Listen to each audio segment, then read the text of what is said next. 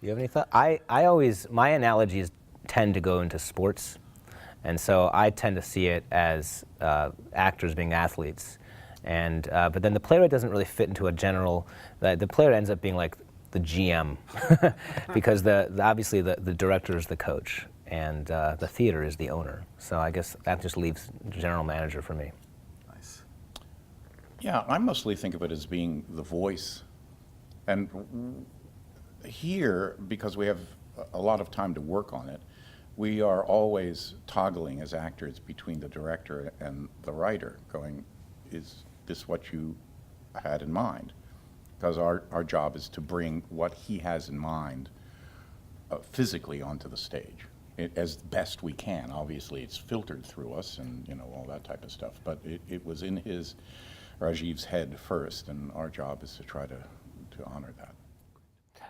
Rewriting in the rehearsal room for me is a major part of my process. I tend to change the play as I go along, particularly if it's the first or second time the play is being done. So much changes because of collaboration, because of seeing the actors moving in a space and saying the lines. Problems arise, and very often, if there's a problem with a scene, yes, there is that problem with that scene, but there's also probably a problem with the scene before it, because it was set up by that scene. And so there's a lot of unraveling that happens when you start to rewrite, and so that causes you to rewrite more. And for me, this has proven, I think, a really healthy process. I don't know if everyone works that way, but it certainly is something that I like to do.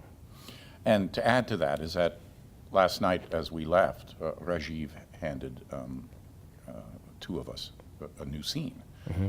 And so, and we're going to read it tonight, or today, for the first time. Yeah.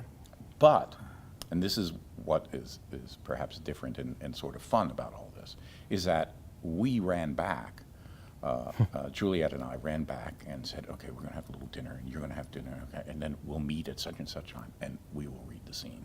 And then we read the scene, and we read it 2 or 3 times, and we realized when we go, oh, this creates the house, which was never actually created. And then this puts in, and so we're doing our work as well. And it's sort of exciting. It's not just like, oh, you got a bunch of lines here, you better learn them. We're also going, oh, look how this changes sort of the facets or adds a new facet to this story. So that's the part that's fun. Yeah. Yeah. It's nice to hear that.